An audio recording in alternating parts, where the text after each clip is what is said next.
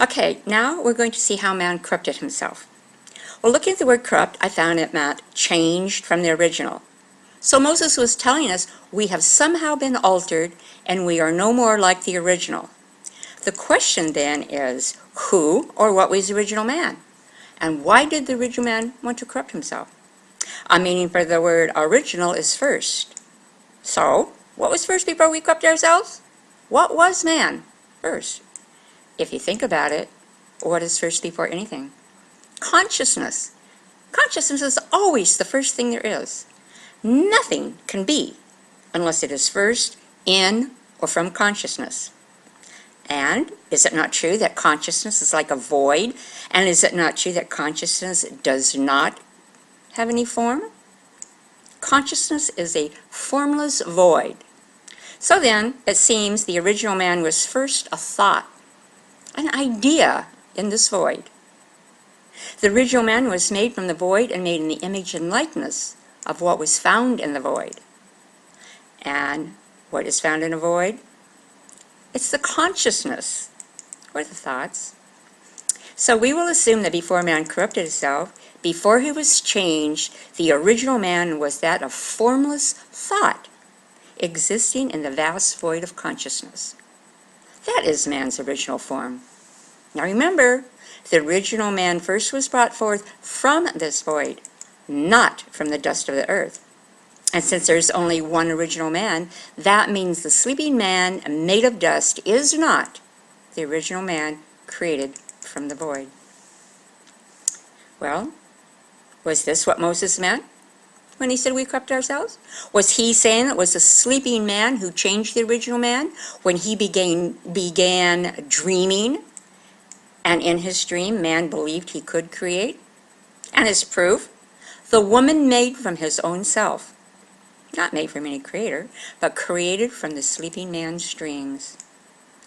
As this man dreams, he becomes confused by his dreams, confused by his imagination, as he gives names and labels to the mental images that are projected out into the forms, the appearances of his reality.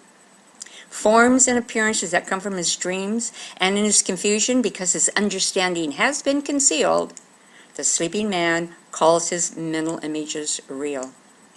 Yes, it was the sleeping man who took pure original thoughts from the void of consciousness and corrupted them when he gave names and labels to his dreams.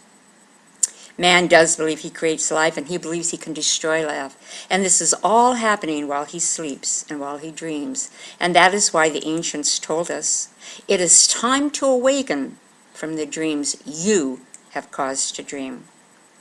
Well, there was another writer who wrote, man has sought out many inventions. Well, the word invention means thought created. Thought created. Think about that. Thought created.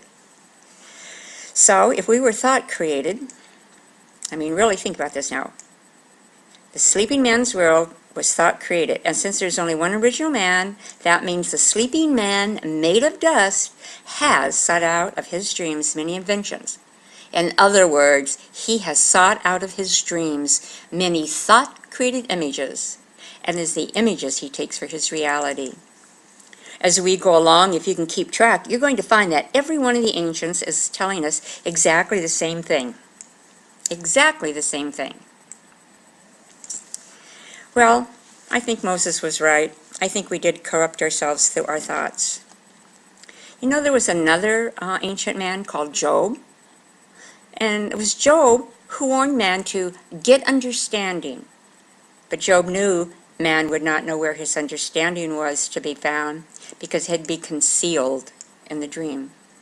So Job helped by asking the question, but where shall wisdom be found, and where is this place of understanding? Job knew that man made from something of no worth, and who is confused would not be able to know where or how to look for his understanding. So Job answers his own question when he tells man that wisdom, understanding, it is not. Job said it is not found in the land of the living.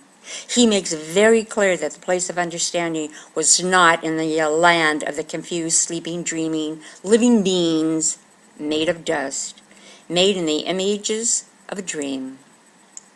So what was Job talking about? Did he possibly believe there was some other land, some other world where there were no living human beings? Well, he must have. Or why would he say such a thing as wisdom and understanding are not found in the land of the living? Well, if understanding is not to be found in the land of the living, which means here, where we all live, where could Job have met? Is there some other world? Some sort of dimension that we do not know about? But Job did. Well, just where is the place that Job was referring to? Maybe there were certain men man was to go to get his understanding.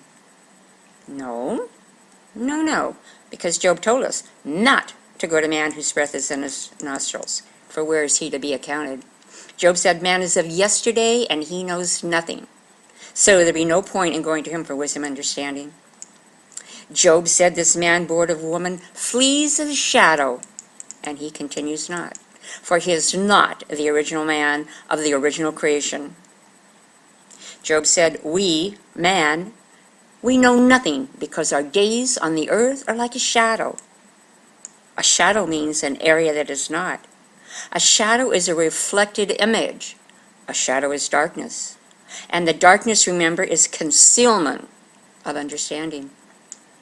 Job believed we in our world are nothing but shadows existing in areas that do not really exist, outside our dreams. Is that why he told us not to go to man? Because man is not a real thing? That he only exists as a shadow image in his dream realm of mental images that are appearing real to him? As we go on, we find Job told us exactly where we could find our wisdom and our understanding. He said, there is a spirit in man. The spirit is an intelligent, animating force possessing the only real power and authority.